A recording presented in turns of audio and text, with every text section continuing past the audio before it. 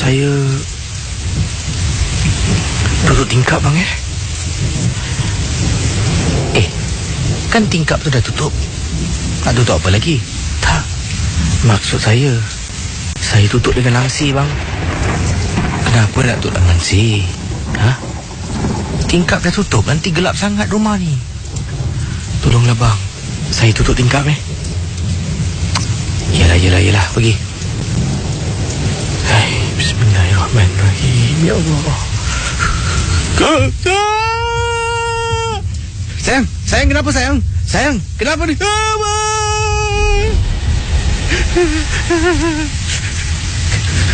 Mana dekat tinggal. Pada habis jam 12. Kisah yang pertama berlaku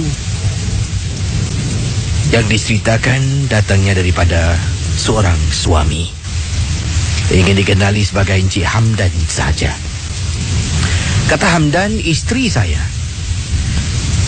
sejak waktu itu beberapa hari, waktu malam kalau nak tidur suka tutup tingkap dengan langsir. Ada kalanya dia akan beritahu saya nak tutup tingkap. Saya ni pula tak suka kisi, rimas. Bilik tu macam sempit kalau tutup tingkap. Kalau hujan pun setakat tutup daun tingkap tu dah cukup. Tapi ini tidak. Sampai langsir nak tutup. Memang rimas kalau rumah tutup semuanya. Dan ada kalanya bila tengah tidur, saya bangun kadang-kadang waktu tengah malam, waktu awal pagi nak ke tandas, nanti akan nampak tingkap tu tertutup. Ini mesti kerja isteri aku. Saya akan buka balik. Nanti dia akan bangun, ditutup balik. Bila saya bangun pagi nak pergi ke kerja. Pada suatu malam, hari itu merupakan hari hujan Casey. Hujan guruh selebat-lebatnya. Isteri saya dah rapatkan daun tingkap. Saya tak kasih tutup semua sebab saya nak udara yang sejuk dari luar masuk ke dalam rumah. Saya katakan tingkap nak tutup boleh, tapi renggangkan sedikit lah. Jangan terlampau semua awak tutup.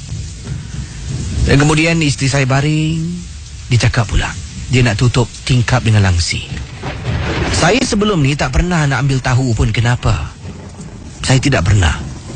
Sampaikan pada malam tu, isteri saya setelah saya kata okeylah tutup tingkap lah, dia pun pergi ke tingkap, ke jendela rumah. Dia tarik langsir dan saya terdengar dia baca bismillah. Tarik dan lalu dia terpekik.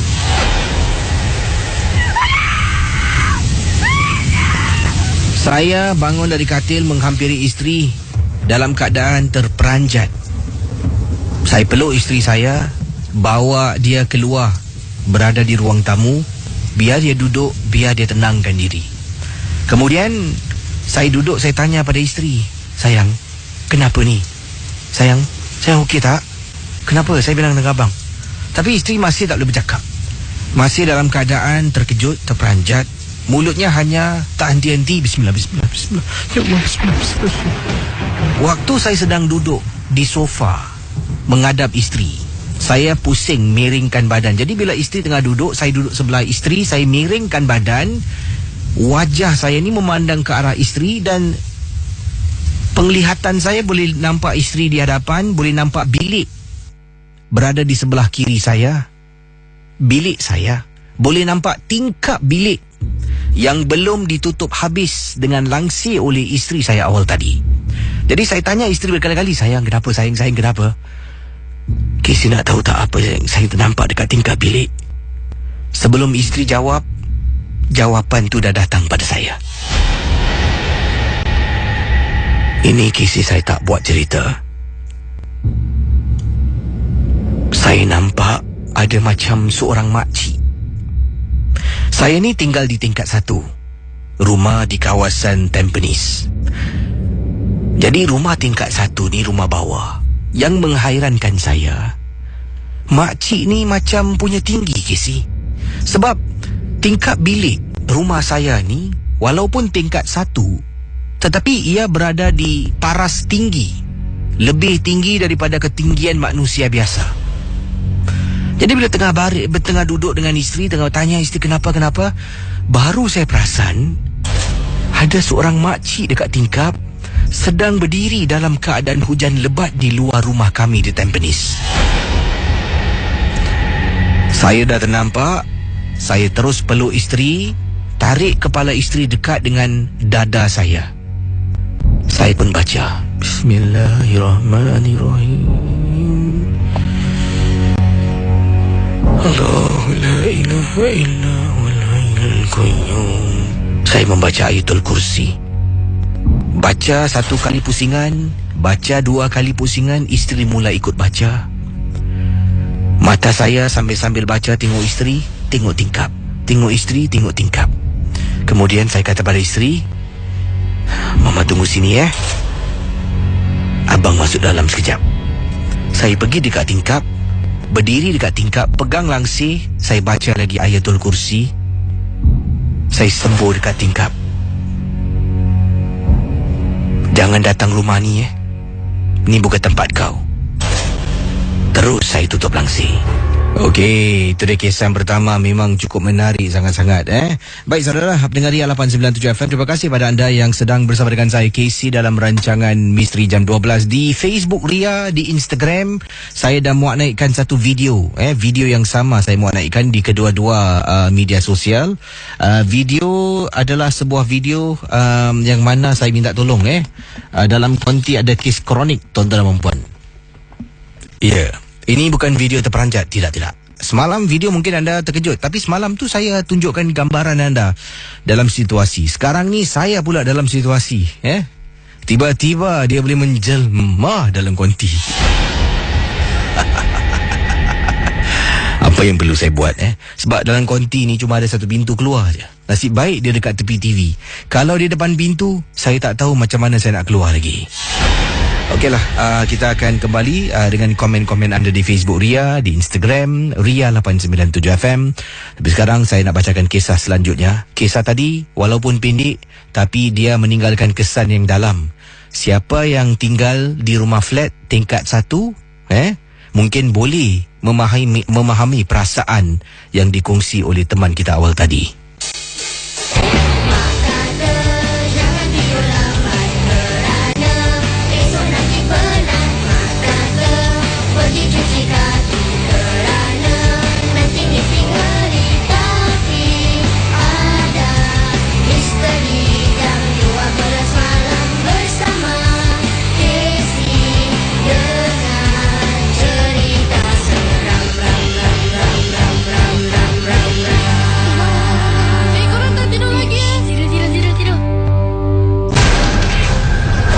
Kisah-kisah yang anda dengar merupakan misteri jam 12.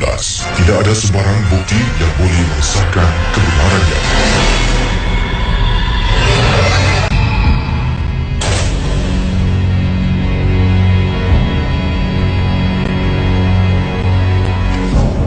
Kisah selanjutnya ini kiriman daripada seorang pendengar yang berkongsi peristiwa.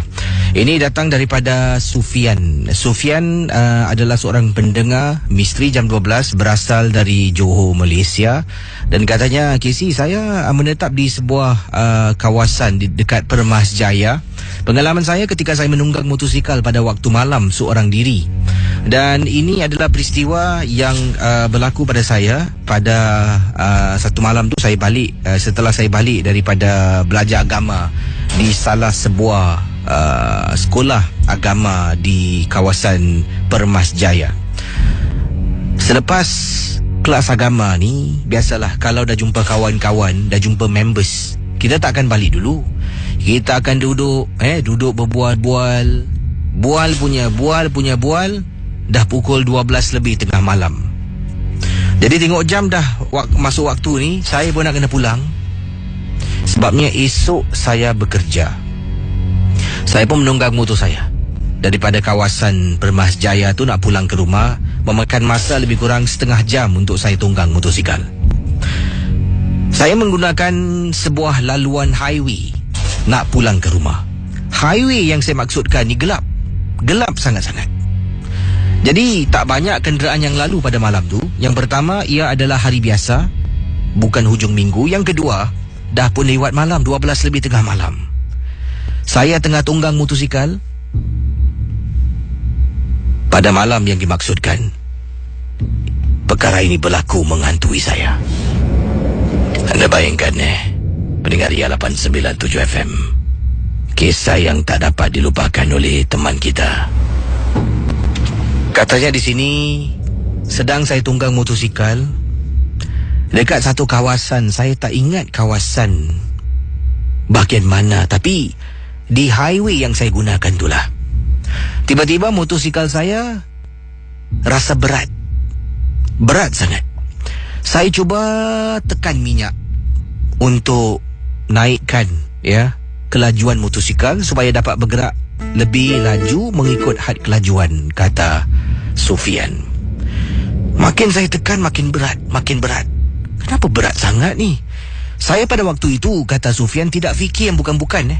Yalah, baru habis kelas agama, baru habis berbual dengan kawan. Langsung tak ada perasaan takut dengan seram, sebab itu adalah laluan yang sering saya gunakan.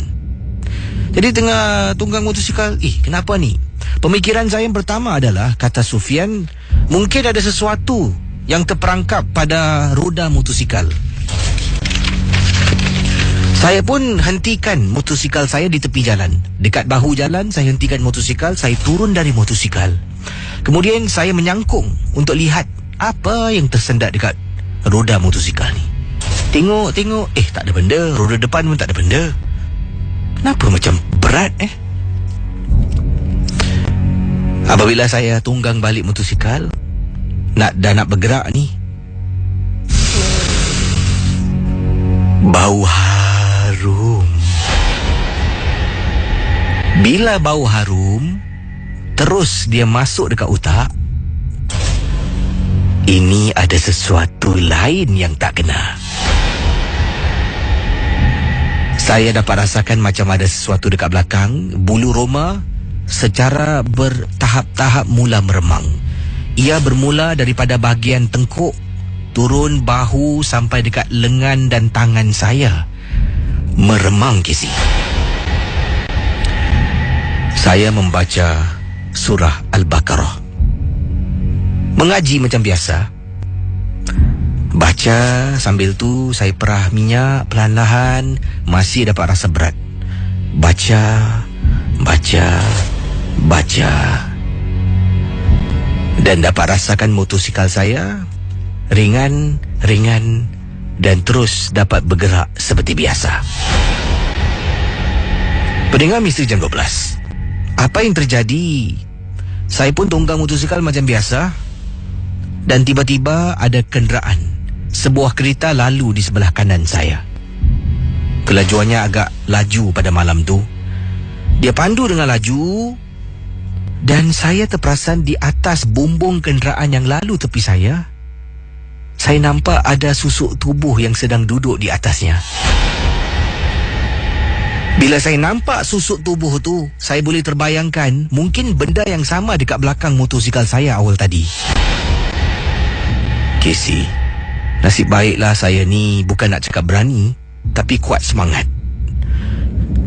Sepanjang perjalanan, walaupun dah ringan motosikal, dah macam biasa, sepanjang perjalanan pulang ke rumah, sebab saya takut dia ikut balik, saya tak putus-putus membaca surah-surah yang saya hafal. Sampai depan rumah, masuk dalam rumah, ambil wuduk, naik ke bilik untuk tidur, saya baca tanpa henti. Itulah pengalaman saya yang berlaku dekat kawasan Permas Jaya untuk Misteri Jam 12. Saudara pendengar Ria 897 FM, seorang pendengar berkongsi yang ini, beliau adalah seorang jururawat di Hospital Tun. Tak perlulah saya sebut Tun mana. Kalau dah cakap Tun tu seberang tambak lah Jadi ini kiriman daripada seorang pendengar bernama Diana. Diana berkongsi, katanya, sebelum berumah tangga, saya pernah berkhidmat sebagai seorang jururawat selama 6 tahun. Selepas berumah tangga, saya berhenti dan menjadi suri rumah sepenuh masa. Pengalaman saya berkhidmat di sebuah hospital di Malaysia memang banyak berdepan dengan pelbagai karenah pelanggan, ya, iaitu pesakit-pesakit dan juga keluarga-keluarga pesakit. Ada juga kata Diana, yang mana pesakit ni mempunyai saka. Nanti kadang-kadang waktu malam duduk dalam ward. Saya ni menjaga ward kelas wanita. Dia duduk dekat katil dalam ward, nanti dia cakap sendiri. Nanti dia akan panggil, "Nurse, nurse, nurse." Kita akan datang. Dia ni sebenarnya mengganggu ketenteraman pesakit lain yang sedang juga berehat. Kalau dia tekan-tekan butang kita tak datang, dia akan bersuara, "Nurse, nurse, sinilah." "Ya, cik, ada apa, cik?" "Ha? Nurse, awak tengoklah. Dari tadi dia duduk dekat tepi katil saya. Saya dah suruh dia balik. Dia tanah balik-balik." Kasi bila makcik tu bercakap dengan kita, katil, tepi katil, kerusi tu memang tak ada orang. Nanti saya akan cakap, Makcik ni mana ada orang? Makcik hayal agaknya mimpi Makcik tidur Manalah aku mimpi. Kau tak percaya aku kan? Tak apa. Kau. Dia tak percaya yang kau duduk sini. Apa kata kalau kau ikut dia balik sekali? Sampai gitu sekali, Casey, kata Diana. Itu antara pengalaman yang mana makcik yang ada saka, makcik yang kena ganggu, kadang-kadang nampak pesakit yang dah meninggal, dah disahkan doktor dah meninggal dunia, dah hantar balik pada keluarga. Nanti 2-3 hari nampak pesakit ni dekat katil, kadang-kadang dekat tingkap sedang berdiri, kadang-kadang nampak dia kelibatnya masuk dalam tandas. Tapi pengalaman yang paling menakutkan saya dengan rakan-rakan, ada seorang makcik ni. Beliau ni adalah bekas seorang tukang ubat, juga dikenali sebagai Bomo, kata Diana. Bomo, beliau ni juga suka menyanyi. Bila dihantar masuk hospital untuk dapatkan rawatan, 24 jam dia menyanyi. Dia menyanyilah nanti macam-macam lagu. Lagu lama, lagu klasik, lagu Melayu Deli, semua. Nanti kadang-kadang kita akan tegur. Pada mulanya kita tak tahu latar belakangnya sebagai seorang Bomo. Kita hanya kenal pesakit kita sebagai pesakit lah yang masuk untuk dapatkan rawatan. Namanya Cik Kia, bukan nama sebenar. Cik Kia ni suka menyanyi bagus. Hidup ni harus gembira, bahagia. Dia akan menyanyi tak henti-henti. Kadang-kadang dia nyanyi, kadang-kadang juga dia bergurindam, macam dia humming gitu. Malam-malam hari pun sibuk. Tapi dia tak kacau orang, cuma dengar suaranya sama-sama.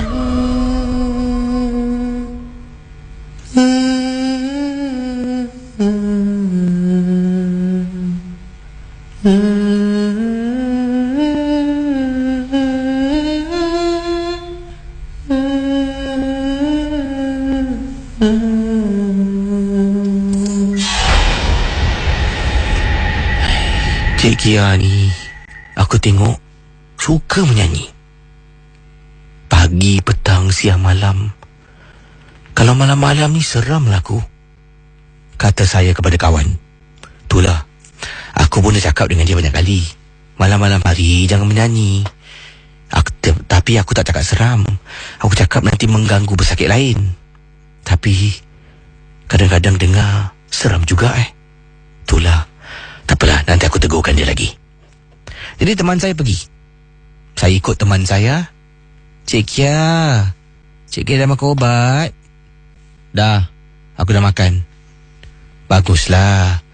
Cik Kia jangan nyanyi-nyanyi lah waktu malam pesakit lain nak tidur, nanti mengganggu mereka pula. Aku nyanyi pun bukan kuat. Lagu aku pun bukan bising.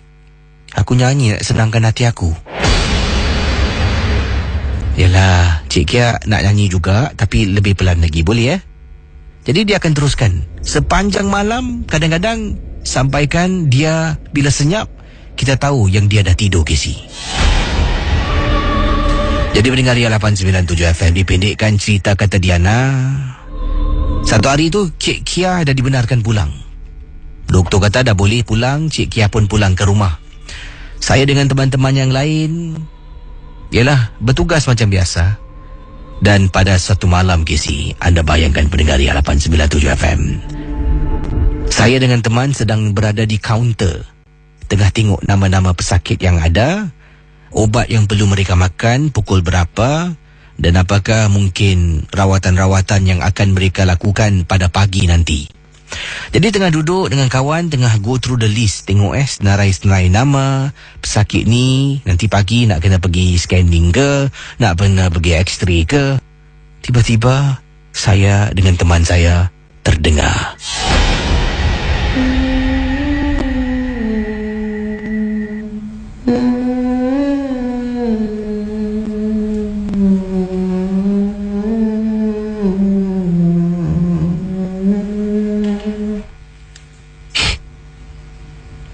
Ida, kau dengar tak? Cik Kia dah balik kan? Sekejap aku cek.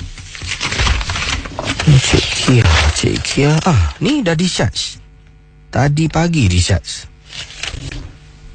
Tu suara siapa tu? Saya dengan teman saya bangun menuju ke arah katil Cik Kia.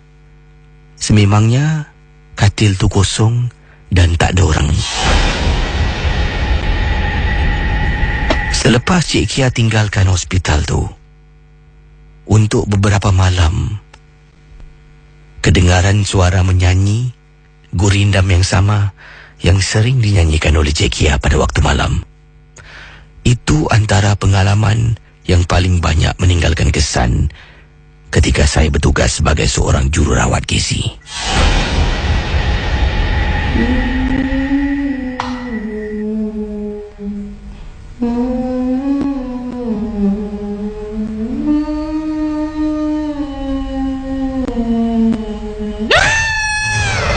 669-11897 669-11897 dalam Misteri Jam 12. Hello, selamat pagi. Selamat pagi. Assalamualaikum, Casey. Waalaikumsalam. Siapa bercakap ni? Ya, saya kemarin saya telefon Haji Safia. Haji Safia dari mana ni? Daripada Amukyo. Ada kisah pengalaman Haji Safia, silakan. Ada pengalaman saya memang banyak. Masa tu tahun dulu saya kerja dekat American School. Apabila saya bekerja di sana waktu tapi siang, Casey, pukul 6.30 saya basuh toilet. Tiba-tiba ada pakcik seketika tu nak masuk. Dia bilang, saya, awak dah cuci bilik air lelaki? Saya cakap sudah. Habis dia pun masuk. Dia masuk, saya pun bikin seluar perempuan semualah. Tinggal bilik yang cacat tu saya tengah nak cuci. Tiba-tiba mop tu berpusing, Casey. Mop yang kita nak mop bilik air tu berpusing. Saya duduk ngadap mop tu. Tiba-tiba ada orang dalam belakang saya. Orang dia macam pakcik security guard. Saya ingat dia dah habis dah habis dia punya hajat lah. Saya pun tutup pintu dia, tingkap dia lah. Tiba-tiba dia ketuk pintu. Casey, dia bilang, saya di dalam, kenapa awak tutup pintu? Habis saya cakap, mana saya tahu, saya tengok tadi ada orang. Tiba-tiba bulu gomol saya berdiri. Habis saya bilang pasti security guard tu, kenapa mop ni berpusing? Awak tahu-tahu sudahlah, tempat sini memang tempat tu dia pun potong kepala, kata dia. Jadi saya cakap pakcik security guard tu, marilah tolong saya di yang sebelah punya bilik air. Dia bilang, tak boleh, ni kita punya tugas, kita kejap lagi baru kita boleh ronda lah, atau begitu. Tiba-tiba saya punya troli hilang, Sisi. Saya cari-cari tak ada. Rupanya dekat sains, dapat kelas sains, dapat ruang bikin tengkorak tu kan. Tengkorak tu boleh ada kat cermin. Saya pun heran. Jadi saya pun buatlah kerja saya macam biasa. Tiba-tiba saya tengah duduk rehat kerja, saya tengok orang perempuan rambut dia panjang tengah sikat rambut. Waktu tu nak dekat maghrib lah, kira 6.40 lebih lah gitu. Sekali saya lari tengah bukan turun bawah. Nak bawa troli saya tinggal troli dalam lift. saya turun tangga. Satu saya tekan balik, saya ambil toli saya. Salah satu orang saya cakap. Yang nombor 2 tu pasal batu lah. Batu ni kita kalau orang kasih jangan selalu ambil kes. Batu batu macam mana tu? Batu permata ke? Batu akik ke? Batu akik ni kadang-kadang orang ni kasih kita tak tahu yang tu ada kadamnya. Bila kita ada kadamnya, kita buat tidur malam, mak masuk dalam rumah, dia kacau rumah kita. Dia kacau rumah kita, dia ganggu kita punya microwave, kita mah dia ganggu. Habis satu hari tu saya tengah tidur, dah habis sikit saya terlayang, ada orang goncang saya punya katil. Tiba-tiba katil saya goncang, saya sadar tengok orangnya besar tinggi sekali. Jatuh badan dia berbulu, mata dia merah macam merah saga. Dia bilang apa, dia nak bertuan dengan saya. Sebab batu ni, dia penghuni dia dah tak ada lagi. Jadi kita tak tahu nak bagainya. Jadi kita jumpa satu pakar lah. Pakar tu buang ke laut, dia datang balik. Buang ke laut, datang balik. Yang lain, yang 8 batu tu dah hanyut lah. Tinggal yang satu batu ni. Tapi sekarang lagi ada tak kesik. Makin lama, makin hitam batu tu. Yang pegang dia pun ni kan. Yang pegang dia pun kena kacau kesik. Jadi saya harap jangan sekali-sekali kita ambil batu yang tak ada, yang kita tak tahu menahu. Kalau kita try batu tu, ada penghuni kita batu tidur satu malam kes. Kalau dia tidur tak ada apa-apa, insya-Allah tak ada apa-apa. Ini dia kacau kes. Saya boleh pertahan pegang batu tu tahun 2004 sampai sekarang. Dia ada batu dia. Batu dia makin lama makin berubah-ubah. Memang makhluk ni jahat dia. Dia tak boleh masuk di rumah. Dia kalau yang kat luar, kita tutup pintu, dia akan kacau kita. Dia main tingkat, main pintu tak kesi. Sekian terima kasih Kesi terima kasih ya Puan. Terima kasih. Terima kasih. Jelas Puan bercerita bagus. Ceritanya jelas, bersungguh-sungguh. Saya suka dengan pemanggil-pemanggil yang ingin berkongsi. Dipersilakan 6691897 6691897. Selamat pagi semua. Kisah yang pertama ingin saya kongsi dengan anda dalam rancangan MJ12 di Ria 897 ini adalah pengalaman kiriman daripada Hasnul. Beliau menceritakan kejadian ini berlaku beberapa tahun yang lalu apabila dia sedang duduk di kolong blok. Di kolong blok rumahnya sedang berbual dengan tunang. Bukan apa, saya ada selisih faham dengan tunang saya. Jadi saya tak naklah perbualan saya di rumah didengari oleh ibu, oleh ayah, oleh adik-beradik saya. Mereka yang mungkin tidak tahu cerita yang sebenar, hanya mendengar suara saya yang bercakap dengan tunang, akan cuba membuat andaian sendiri. Jadi ada baiknya saya turun ke bawah, bercakap dengan tunang saya, yang mana tidak ada orang mendengar kecuali kami berdua saja. Inilah kiriman Hasnul dalam Misteri Jam 12. Jadi Hasnul ketengahkan pengalaman yang diceritakan, yang mana bila dia turun ke bawah dekat kolong blok, waktu itu Hasnul memberitahu ketika kejadian ini berlaku beliau tinggal dekat kawasan Bukit Permai. Untuk pengetahuan pendengar-pendengar Ria, Bukit Permai ini adalah sebuah estet perumahan yang lama dekat dan kawasan itu agak sunyi sepi. Memang tak ramai orang. Ada estet perumahan yang bawah kawasan perumahannya agak riuh dengan adanya kedai-kedai, dengan adanya orang yang duduk hangout lepak di waktu malam. Tapi tidak di Bukit Permai, kata Hasnul. Keadaan rumah saya selepas jam 10 dah memang sunyi. Sunyi, sepi. Kawasan itu juga berdekatan dengan beberapa kawasan-kawasan yang menyeramkan. Pendengar Misteri Jam 12, Hasnul menceritakan apabila saya sedang bercakap dengan tunang saya, tiba-tiba saya terdengar suara dia menangis. Saya pun kata, kenapa you nangis? Tak perlulah nangis. Perkara ni tak besar pun. Kemudian tunang saya cakap, siapa dia nangis? I tak nangis pun. Tadi I dengar suara you nangis. Memang jelas Casey, saya dengar suara tunang saya menangis ketika saya sedang berbual dengan dia di telefon. Tapi dia nafikan yang tangisan itu bukan datang darinya. Tapi saya dengar dengan jelas. Tak kisah. Cakap lagi. Apabila saya sedang jelaskan kedudukan saya, ialah yang membuat silap adalah saya. Jadi dia di hujung talian diam, tidak bercakap apa-apa. Tiba-tiba saya terdengar bunyi. Dahlah, jangan nangislah. I dah minta maaf sih. I tak buat lagi, jangan nangis. You, berapa banyak kali anda cakap I tak nangis? Yang I nangis buat apa? Yang buat salah you. Marah tunang saya. Tapi tadi I dengar you nangis tau. You ni, one more time you cakap I nangis, I takkan nangis. Because ini adalah problem you yang buat salah. Okey. Jadi saya terasa terpinga-pinga tau. Siapa yang menangis ni? Saya tengok sekeliling saya, katanya Hasnul. Memang tak ada orang. Jadi teruskan berbualan lebih kurang lagi 5-10 minit. Saya pun minta maaf. Tiba-tiba saya dengar sekali lagi. Kali ini saya dapat lihat depan blok rumah saya ada sebatang pohon yang besar. Depan blok rumah saya ada sebatang pohon yang amat besar.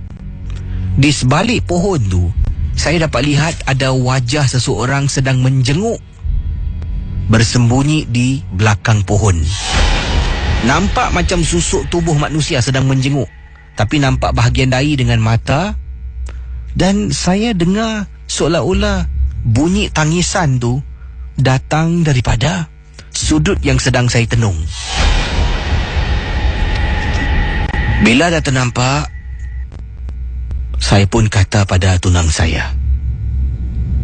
2 kali saya ternampak benda yang sama. Yang pertama ketika sedang berbual dengan tunang, ternampak bila saya terperasan, dapat lihat benda tu macam sembunyi. Kali kedua, bila saya dah letak telefon, dia muncul lagi dan saya dapat dengar lagi suara terisak-isak menangis.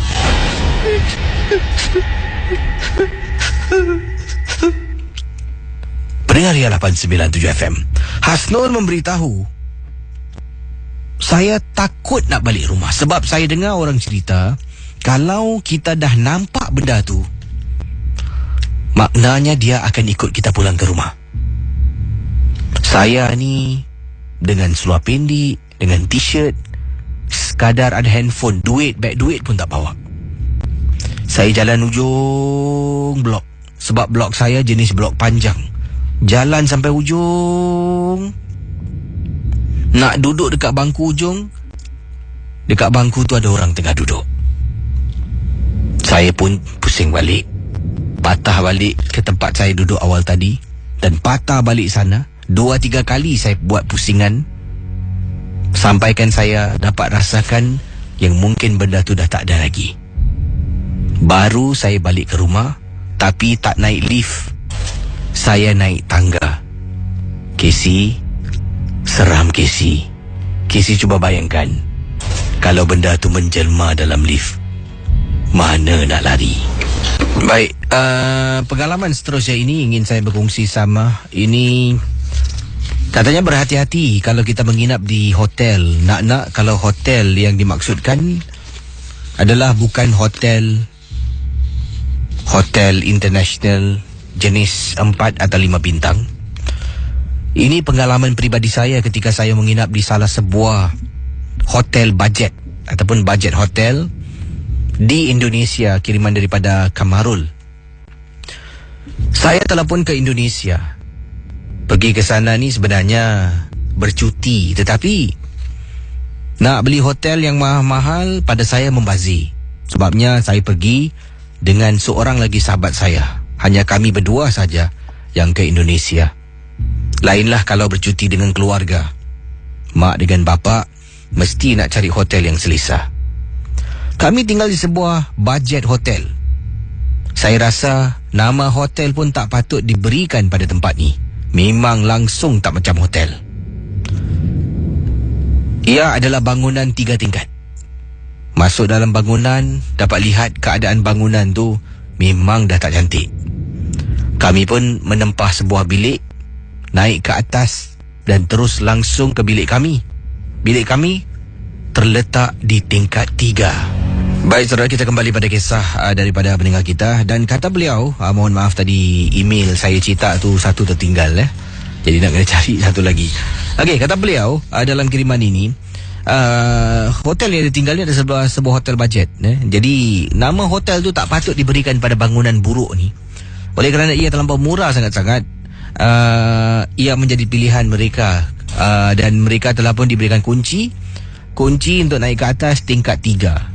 Jadi bila tanya, ini tingkat berapa ni? Ni lantai berapa? Lantai 3.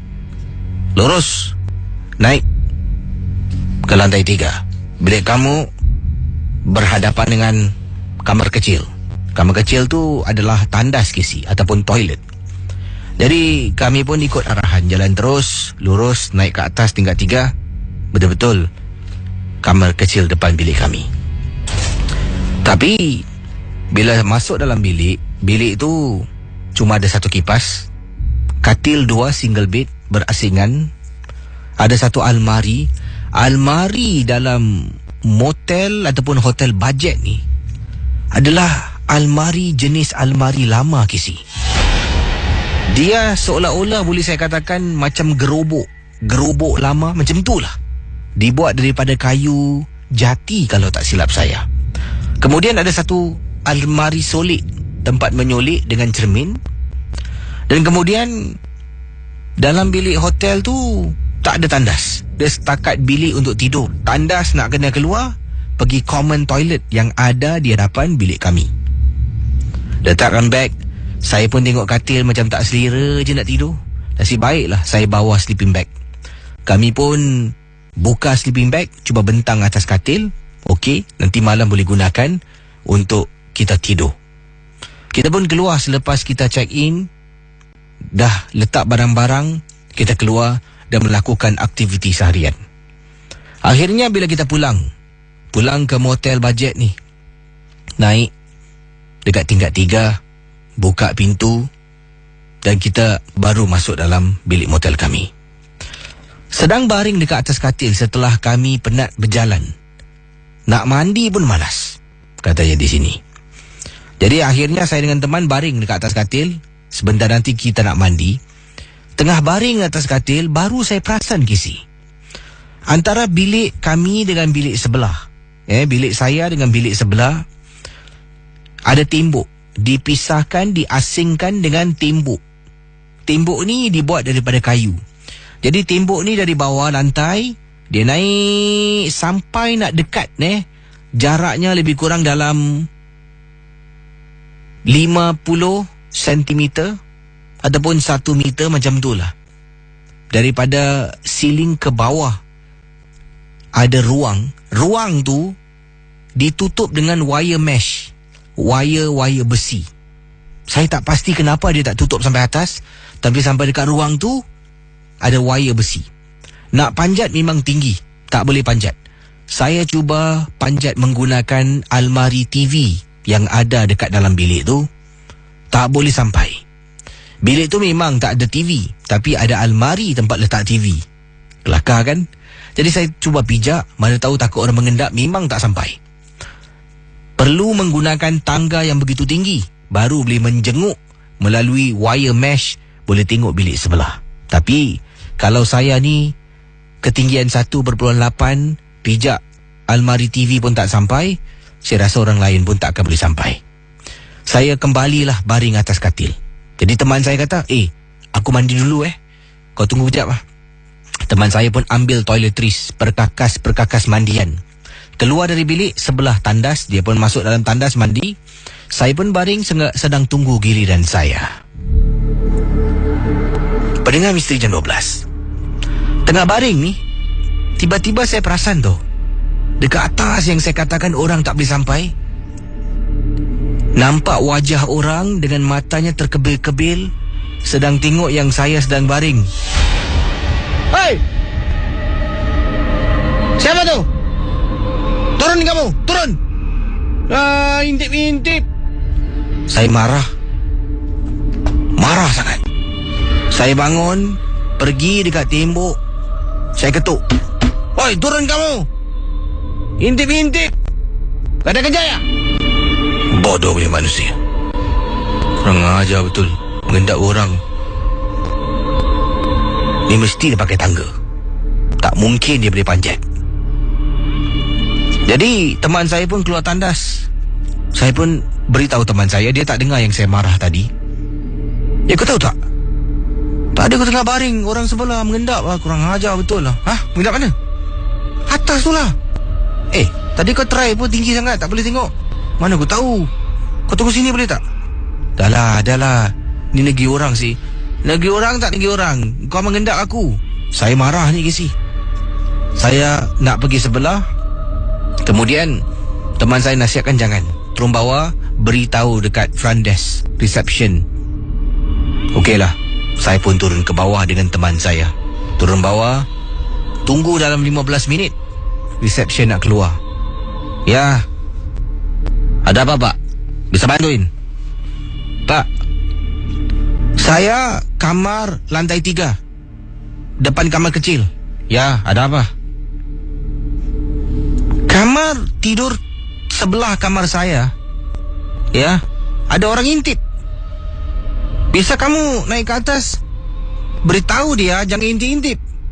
Mau privacy dong. Saya marah. Saya kata saya nak privacy dengan kawan saya. Kenapa ada orang mengintip sebelah? Kamar yang mana? Kamar sebelah kamar aku lah, kata saya kepada lelaki berkenaan. Kemudian dia kata ya, nanti aku beritahu. Saya pun jalan dengan kawan saya. Saya kata, ini aku make sure ada ni atas dia cakap dengan orang ni.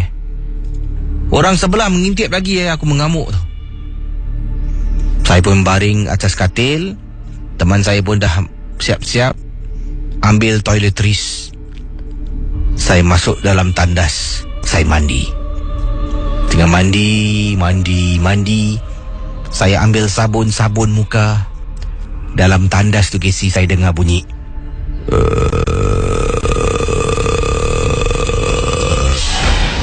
walhal tandas tu tak ada orang lain boleh masuk kecuali saya. Sebab tandas tu memang untuk satu orang masuk. Situ tempat buang air, situ tempat mandi, situ tempat gosok gigi, semua dekat situ. Masuk dalam, kunci pintu tandas. Masuk dalam tandas, mandi air. Air pun bukan paip hujan. Air yang kena cedok dalam tempayan besar. Tengah sabun muka ni dengar bunyi katanya di sini suara garau. Jadi saya cuba buka mata. Saya terlupa yang saya tengah sabun muka ni. Buka mata, saya ternampak wajah yang sama yang panjat dekat atas. Sekarang ini berada betul-betul dekat atas juga bahagian tandas yang saya sedang gunakan Casey. Jadi bila buka mata, rasa pedih dalam beberapa saat tutup balik. Kerana pedih, saya ambil air, saya curah air, cuci, hilangkan sabun. Saya buka mata, kurang asam betul. Palingan misteri jam 12. Saya pun keluar dari tandas, masuk dalam bilik. Teman saya, tadi betul lah. Asal? Bilik sebelah ni aku nampak tadi ada orang naik atas mengendap aku kat dalam sini.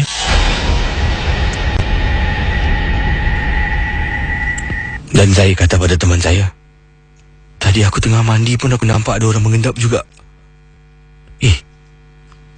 Kemudian saya pergi dengan teman saya bilik sebelah. Hello? Siapa di dalam?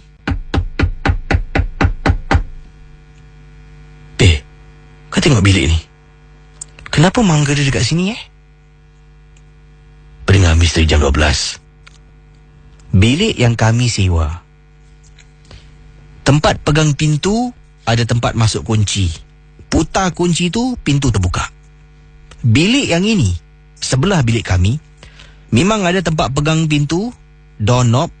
Kemudian ada tempat masuk kunci dekat doorknob tu.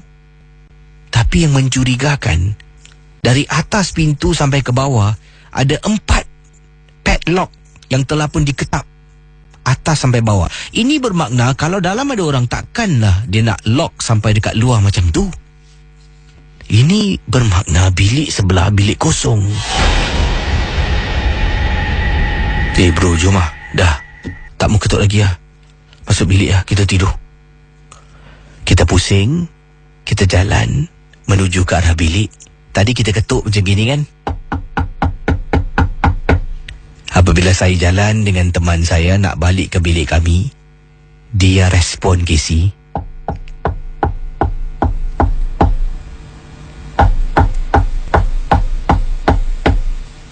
Bro, kau dengar tak? Kurang asam lah bro. Dia nak ajak gurau lah. Masuk dalam.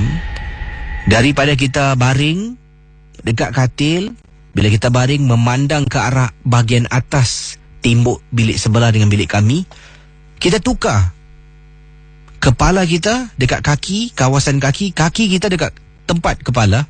Jadi supaya kita dapat tengok tembok yang lain dan rasanya lebih selamat lagi. Hanya bermalam dekat motel tu untuk 1 malam saja. Besok check out, bayar, keluar dan cari hotel 4 bintang. Nak tak nak terpaksa, Casey. Terima kasih. Silakan. Yang ini kiriman daripada Ita. Ita berkongsi pengalaman.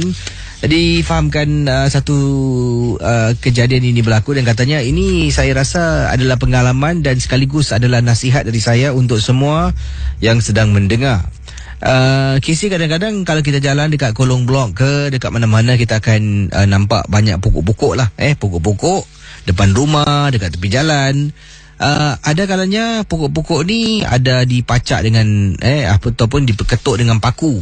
Ada pokok-pokok ni juga ada benda-benda lah yang diketuk, paku lah, kadang-kadang ada juga dibalut dengan kain.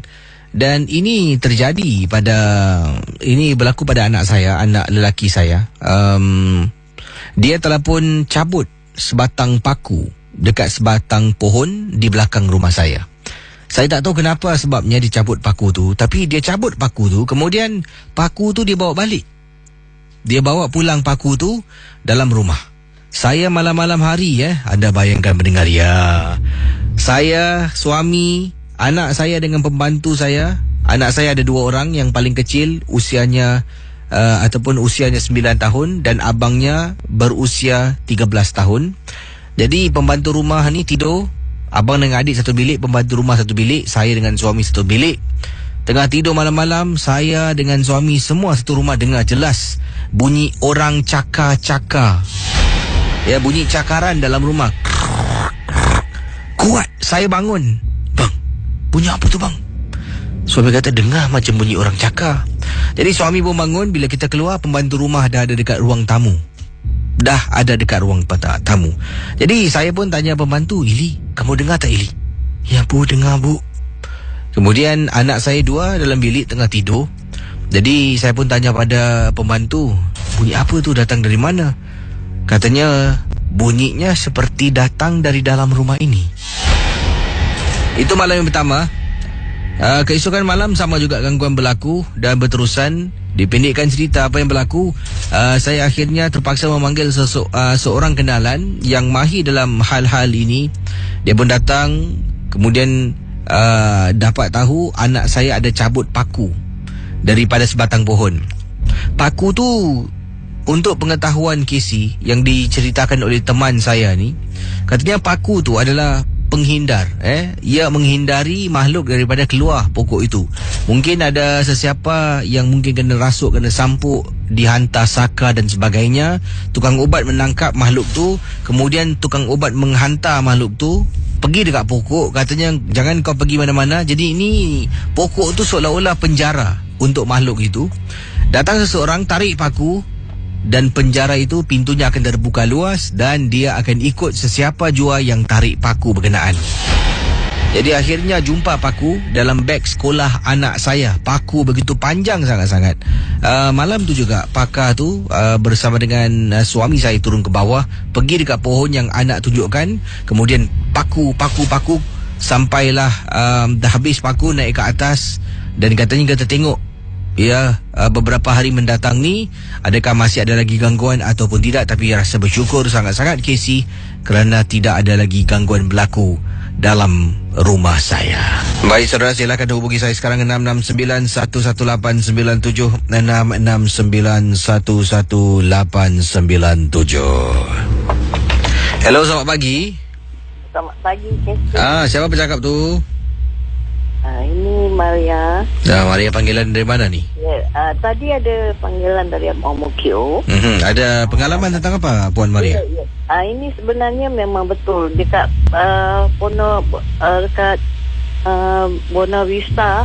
Banyak juga hantu-hantu Jepun. Oh, dulu anda bekerja dekat kawasan tu?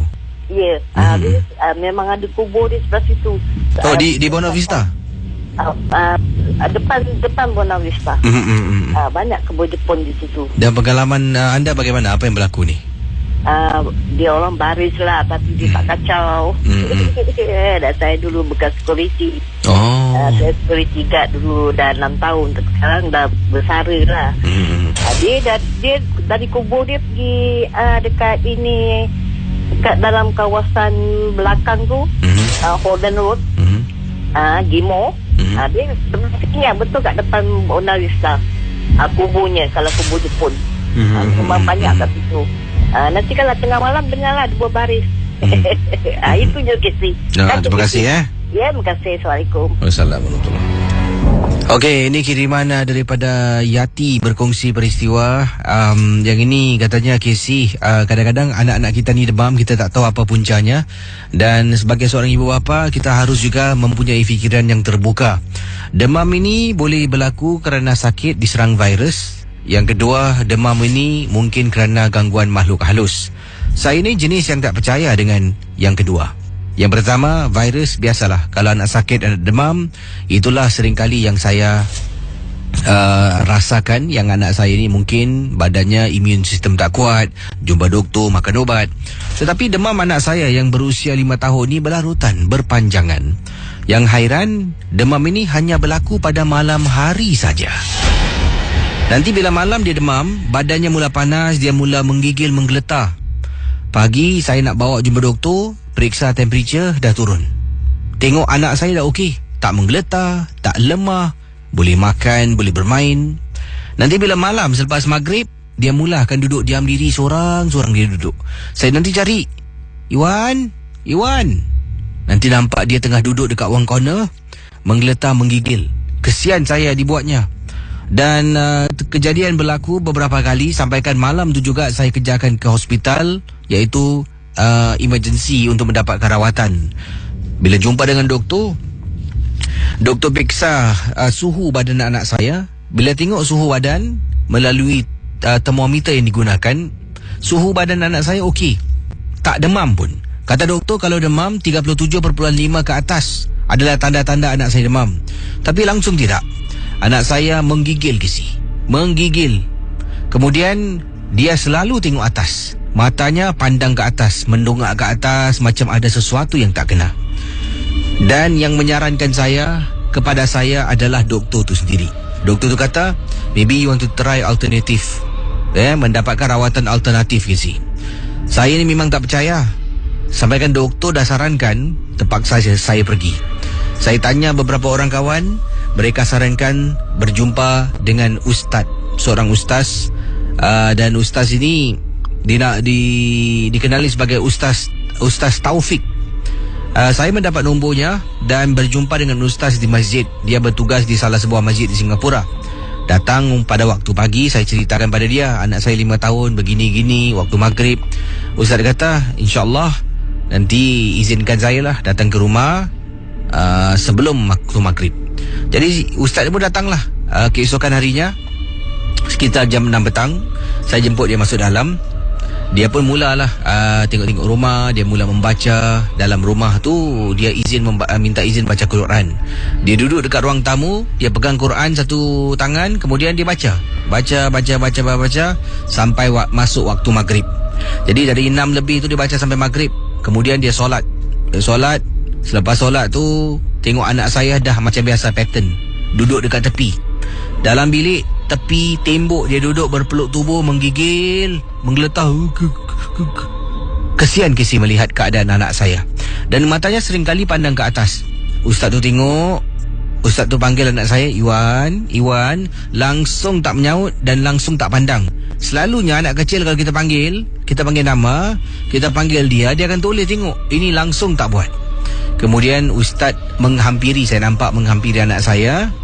Kemudian Ustaz tu duduk bersila depan anak saya. Ustaz pegang tangan anak saya, masih menggigil ketakutan. Ustaz tu pun mula membaca. Baca surah-surah. Kemudian anak saya baru toleh tengok Ustaz tu. Dan terus dia peluk Ustaz Taufik. Dia peluk. Saya nak menangis melihat keadaan. Saya cuba cekalkan hati, kuatkan semangat. Bila dia peluk Ustaz, saya tahu ada benda yang tak kena. Kemudian Ustaz tu kata, boleh tolong ambil anak awak dekat luar, kasih dia tengok TV. Kalau ada kartun ke, biar dia tengok sekejap. Dia dah okey sekarang. Saya perlukan masa duduk dalam bilik. Awak izinkan saya tak duduk sini? Boleh Ustaz, silakan. Terima kasih ya. Dan bila saya keluar, Ustaz tu pegang Quran. Dia duduk dalam bilik saya. Dia baca Casey. Baca Quran. Dia baca. Lama tu Casey. Daripada jam 7 lebih, masuk waktu isyak dia berhenti. Dia keluar solat isyak. Dia masuk balik. Dia sambung lagi baca Quran. Kemudian dia keluar. Katanya, dalam bilik awak ada benda yang dah tinggal. Dia tak nak keluar. Saya dah baca. Tapi buat masa ni, awak jangan tidur dalam bilik dulu. Tidur dekat bilik lain, ataupun tidur dekat ruang tamu lah. Besok saya kena datang lagi. Akhirnya Casey, kali kedua Ustaz Taufik datang bersama dengan seorang rakan. Keadaan anak saya kembali pulih. Dah tak lagi demam bila masuknya waktu maghrib. Kadang-kadang memang sukar kita nak percaya tentang perkara-perkara alternatif ini. Tapi sememangnya ia wujud. Cuma kita saja yang tak nak percaya. Terima kasih. Okey, silakan hubungi saya sekarang 66911897 dalam rancangan Misteri Jam 12. Hello, selamat pagi. Hello. Assalamualaikum. Waalaikumsalam. Siapa tu? Casey, saya Syarin lah. Dari mana panggilan ni? Saya sebenarnya rakyat Singapura. Tapi saya sekarang tinggal di Johor Bahru lah.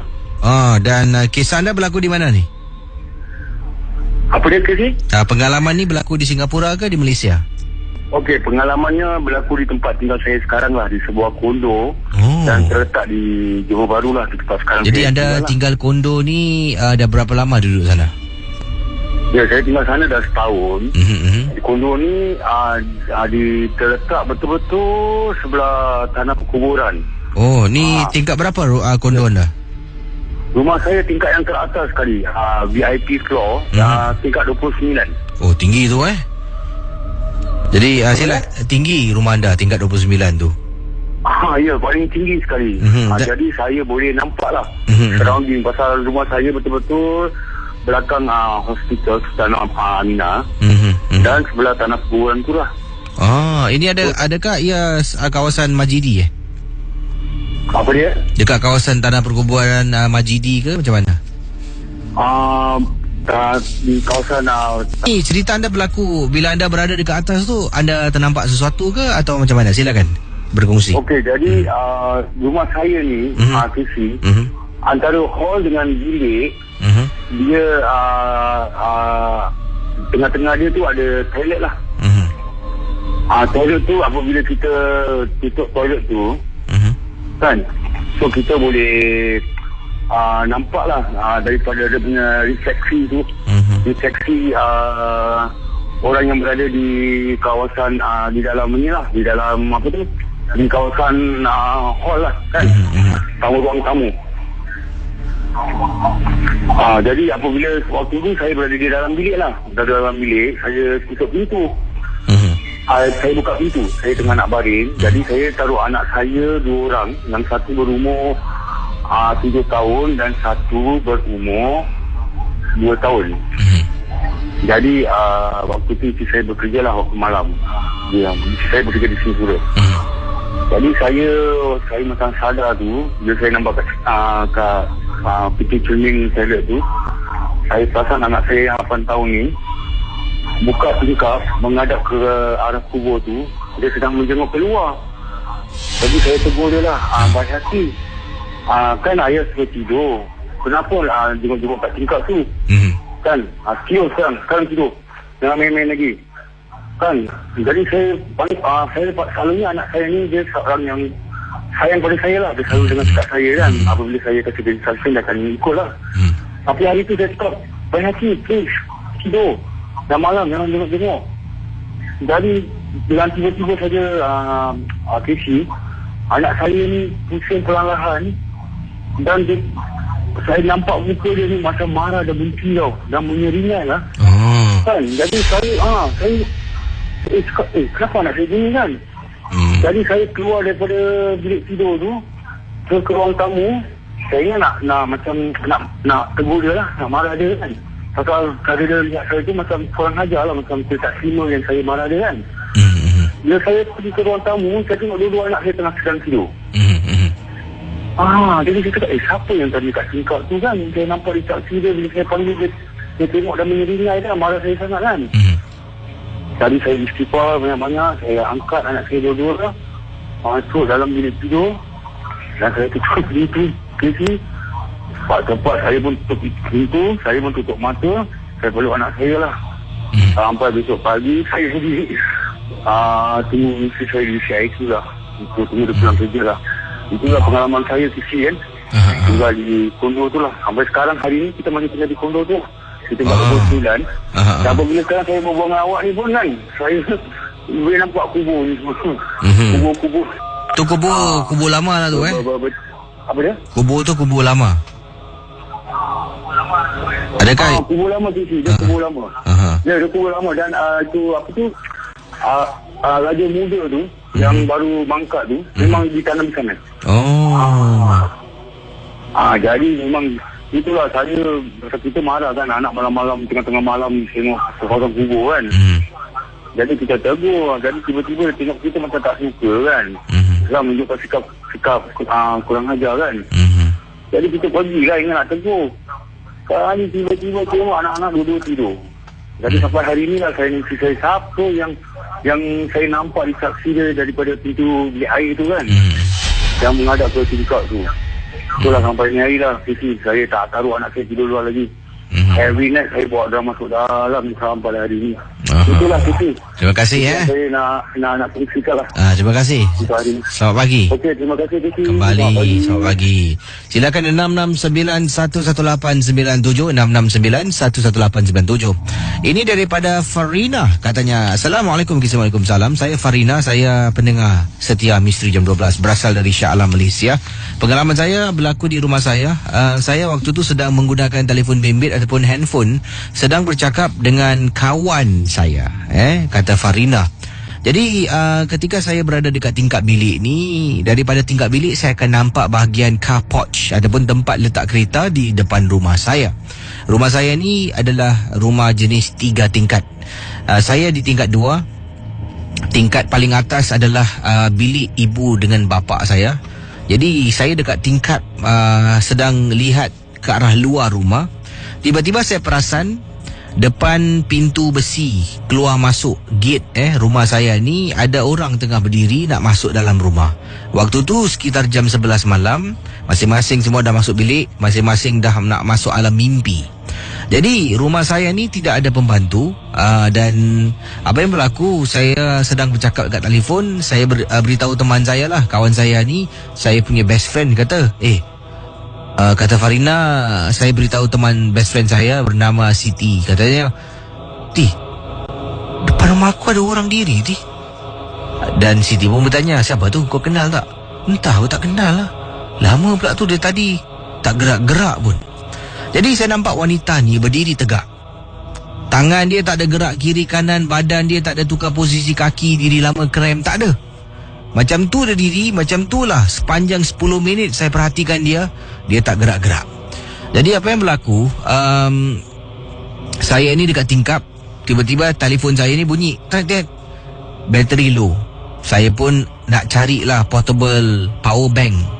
Saya jumpa power bank, cucuk pada handphone, kembali dekat tingkap. Wanita yang tadi dekat depan pintu, iaitu pintu besi, depan gate lah rumah saya ni, dah tak ada lagi. Mungkin dia dah jalan lah, mungkin.